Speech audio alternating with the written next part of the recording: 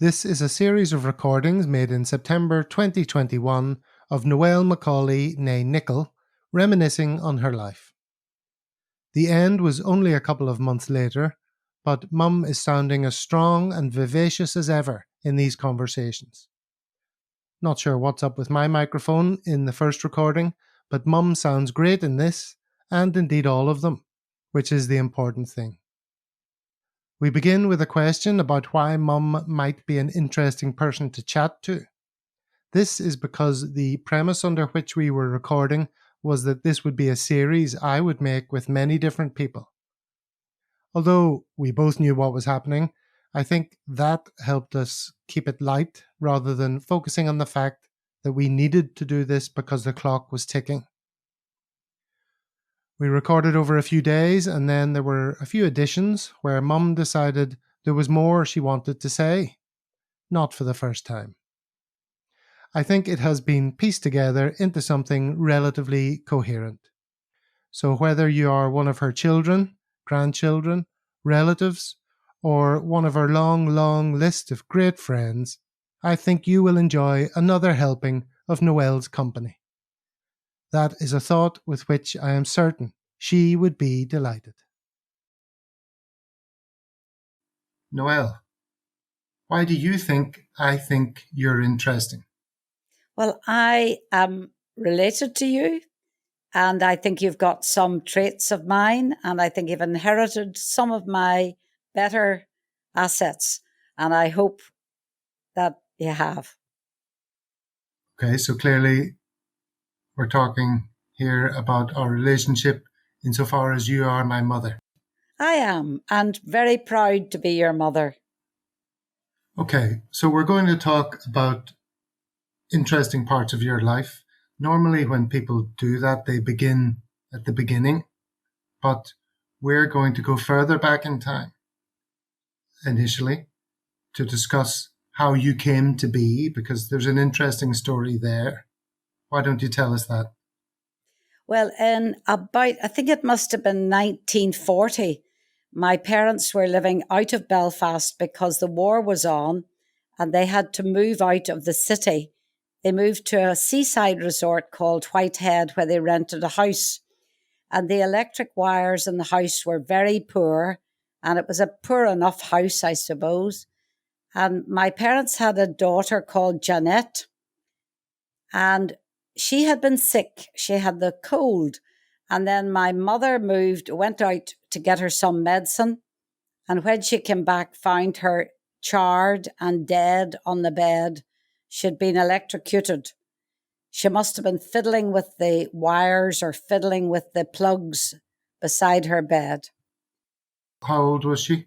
She was 3 3/4, because that's what it says on her headstone in Milltown Cemetery in Belfast. I had a brother and a sister as well, and they were both at boarding school in Dublin, and that was again because of the war and rationing. So they had to be sent for to come back up from school, which was very difficult for my mother to get them up. So then my mother and father, I suppose my father blamed my mother for leaving the house, but it was a little village and she didn't think anything of it. She'd done it many times before in those days. And she started then to have, I would imagine, what would be called now depression, only nobody knew about that in those days. So she went to a doctor and the doctor told her, why didn't she have another baby? And my mother said, but I'm 42. And the doctor said, well, take wheat germ oil. And my mother, who had a bit of a sense of humour, said, do I eat it, drink it, or sit in it? So I think she probably sat in it. And I was born 9 months later on the 19th of December. And my granny and my auntie had been to Switzerland in their youth to learn French. And they both spoke a bit of French. And they said, you'll have to call her Noelle because she's such a Christmas present. Fantastic. That was 1944? Yes, 19th of December, yeah. Okay, so then you were born and your brother and sister were already teenagers by that stage? Yes, they were both in boarding school Marie was in Cabra and Peter was in Castleknock. And one thing I've always wondered about this story, did they welcome you with open arms, or was there any sort of strangeness from them because you were sort of a replacement figure? No, they were thrilled to bits. Even Peter pushed me about in the pram, was proud enough to push me about, and boys didn't push prams in those days. No, I was absolutely brought into the family with great enthusiasm, and my father was so proud of having me. Well, that's great, because they were very upset, weren't they, obviously, when Jeanette died? Well, Peter didn't really realise what had happened. He was a bit slow in realising. Marie said when they went to the nun's office to be told, Marie said, Jeanette must be dead. And Peter said, nonsense, we're just going home for a little holiday. Mm-hmm. So Marie was wiser about it than Peter was. So would you definitely not have been born but for this terrible tragedy? Oh, no. I mean, my mother was 42. Why would she have another baby? And they were very happy with the family they had. Jeanette was particularly beautiful. She had like Titian red hair and was just a gorgeous child. We've got photographs of her here in the house. Yeah, so if it hadn't been for this terrible incident, you wouldn't have been born. None of us would have been born. No. This whole reality that we now know, 70 whatever years later. Yes. And it's crazy to think about that. Yeah, well, I remember one time my father going up to the golf club, and I said to him, I wouldn't have been born, only Jeanette died. I'm only an afterthought. And sort of tortured him. He jokingly, he went up to the golf club laughing, said, that's a wee brat down there saying all that. Well, I mean, all of us are statistically improbable, but there's something about that story that makes it all the more full of wonderment. Mm-hmm, mm-hmm. Reality has become what it has. Yeah. Okay, and let's talk a little bit more about your family still, because there's a significant figure, I think it's fair to say, in your family. I suppose every few generations there's someone who maybe stands out a bit more. I'm talking about your grandfather. Mm-hmm. Tell us a little bit about him and why he was such a large presence in the family. Well, he was called Hugh McAlevey, and originally they were from Armagh, from a place called, just forgotten the name. But their family lived in East Belfast, and there was a lot of children, and most of them went away to America, at maybe 18 and something. And then my grandfather decided he was to have a trade, and he was a stonemason. And he decided to go over to England to be a stonemason. So he went to Newcastle upon Tyne. And the man that he worked for had a daughter called Jane Harrison. And he and Jane Harrison fell in love and got married and had a baby girl called Winnie. And then my grandmother, that would be Jane Harrison, died in 1903. My mother was born in 02, of some flu or something that was going around England at the time. So my grandfather had to come back to Belfast with this baby, left my mother, that's Winnie McAlevey, with cousins, the Clarks, who lived on the Springfield Road in Belfast, for them to look after the baby. And he then hoboed across to America. Now, when I mean hoboed, I don't think he paid too much money for anything because he didn't have any.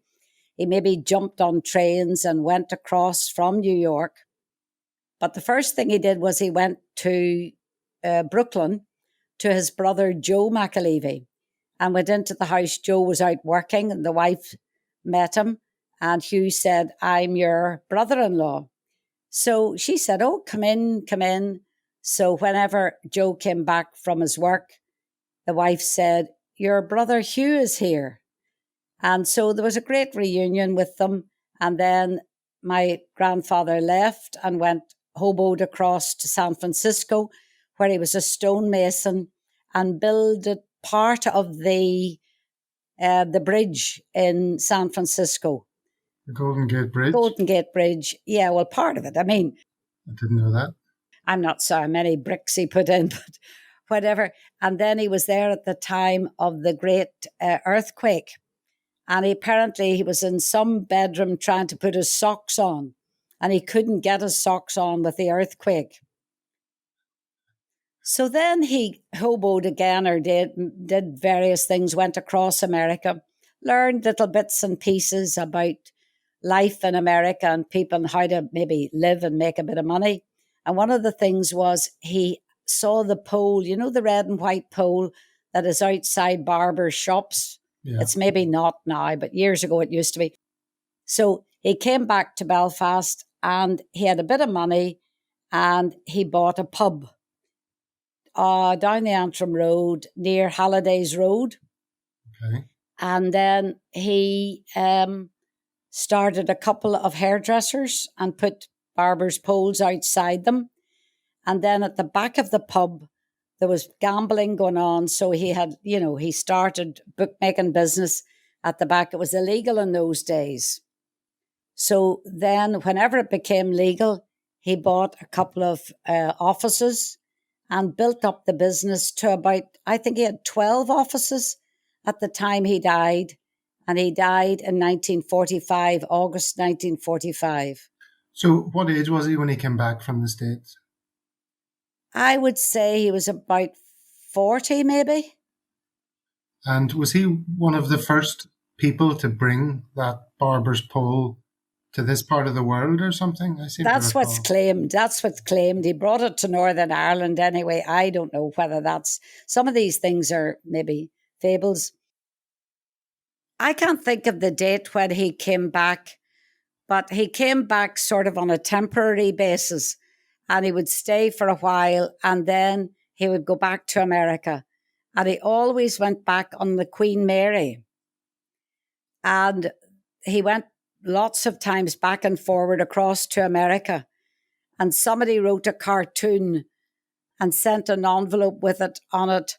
We have it somewhere in the house, of the fish in the Atlantic Ocean saying, "There goes Hugh again," across the sea. So he started the bookie business and then ran the pubs and had the hairdressing places. And then he wanted to buy a grand house. And there was a house being built on the Antrim Road for a man called McGran. It was of estate agents called Osborne, King and McGran. And McGran had the house sort of started. And then McGran ran out of money. So my grandfather finished the house and put his own style a bit into the house. And he put in a painting in the bathroom done in oils. And it was a painter who had painted the church of an Ardoyne, the Ardoyne Chapel. So it's oil painting in the bathroom. And it's all of like the Amalfi Coast, and it's beautifully done. And even the mirrors have a design of Amalfi on them, all on the ceiling and the walls. And then the lower part of the walls are tiled. And they put a big bath in that had shower jets coming from all sides. Now, that was the first time, I think, in Belfast there was a shower, one of the first showers ever. And that's another thing he brought back from America, because people over here had baths up unto that. And it's the same shower that we use today? The same shower that we use today, with a grand stain on the bottom of the bath that is 100 years old, that stain. Yeah. So it's an important big green mark right down the bath.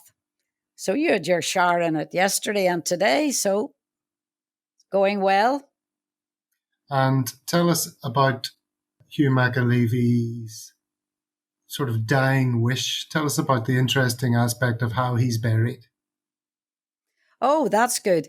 I forgot that. He decided he was so important that he needed a big grave in Milltown Cemetery. So he decided that being a stonemason, he wanted to design his own grave. So he built it with a big deep hole so that he would be embalmed. And then there'd be lots of space for the big coffin, because an embalming has to have a big coffin, sealed with metal and sealed with lead. So he went up to Milltown, bought the thing, watched it being built, got the builders up, and he kept going up and down. And he was there so often that people wondered how he was running his business. So he told the papers that he had a telephone inside it so that when he died, he could take bets from the grave. And this all made headlines in the paper, McAlevey going to take bets from from heaven or wherever he was going. So that then all did happen. He was embalmed, and he died in August 45. I think I said that. And I was only 9 months old at that time. But that was great, it's still the biggest grave in Milltown. And it would be, when people do a tour of the cemeteries, that would be one of the places to be seen. And a man called J.G. Tohill is about to make a film about the Milltown. And he's been in touch with me quite a lot to get information about my grandfather so that he can talk about the grave in the film. Now, I don't think that film has yet been made. I keep getting it cleaned in preparation for this film, but I don't know when it's going to be made. So that was your grandfather, real larger-than-life character? Larger-than-life character. And whenever he was to try and get adverts, he said he dressed up in Japanese clothes, and he got a photograph taken of himself and a big sign saying, "All races in Japan." And he was dressed as a Japanese. And then Japan came into the war, and then he changed his clothes and got another outfit and put up "All races in China." So he was taking bets on all races in China? Well, in other words, yeah, that there was such a big company that they could take bets from anywhere. Very good. And I remember seeing a picture in the house, in the garden here, with the current heavyweight champion of the world or something. What was that? Yeah. I'm trying to think of his name. But he was connected with sports people. He was a great self-publicist and all that. He did promote boxers. Okay. A lot of boxers in America. He brought boxers over from Northern Ireland to America to fight. And he met all sorts of interesting people through that. And he would have been a bit of a stage door Johnny. He would have been interested in anybody who was theatrical or singers, like Eartha Kitt and all those people. And who was the boxer? Can't think of his name. Can you remember his name? No. We could maybe come back to that. Yeah.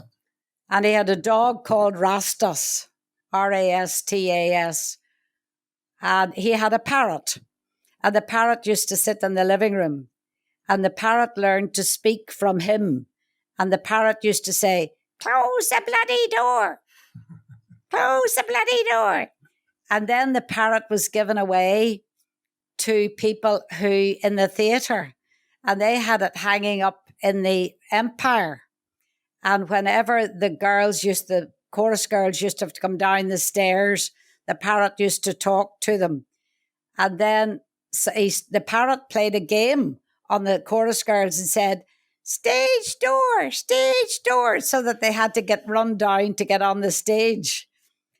And I heard that on the radio, that story about the parrot, eventually ending up in a theatre, in the Empire Theatre in Belfast.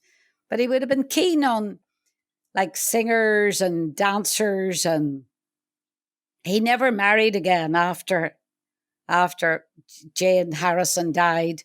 But I think he had girlfriends. Obviously, he had some girlfriends. But just the one kid from... Just the one child. My mother, very disappointed he was that she wasn't a boy.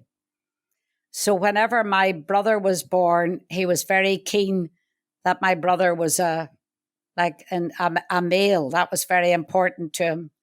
And he used to stay in the Grand Central Hotel, or what do you call it in Dublin? The Gresham in Dublin. And he had a suite in the hotel, and I think he kept it all year round because he used to go down so often. And he invited Marie and Peter out of boarding school to come to have a meal with him. And when they went into the hotel, she said, I have never been in this hotel before. And he said, what other hotel have you ever been in? Oh, I have been in Cumberland or some other little hotel somewhere. But he was very important in Dublin as well. Knew a lot of people about there. Okay, but you didn't know him personally. You said you were only 9 months when he died. So this is all the stuff of family folklore. Yeah. And some of it may be true and some of it may not be true, but there are certainly lots of stories about him. Well, let's move into what we know to be true from your early life.